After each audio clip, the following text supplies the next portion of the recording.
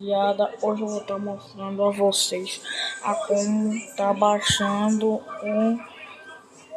o launcher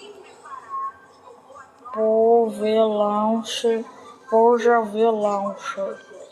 Então, primeira coisa, você vai entrar no Chrome. Sai daqui, porra. Você vai entrar no Chrome. E aí você vai pesquisar.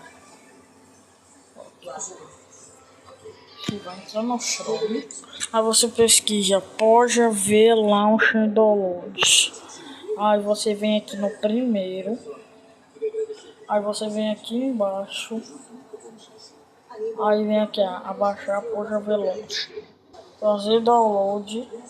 Espera. Entra aqui em detalhes. Você fica olhando. Aí você abaixa, aperta em abrir e instala.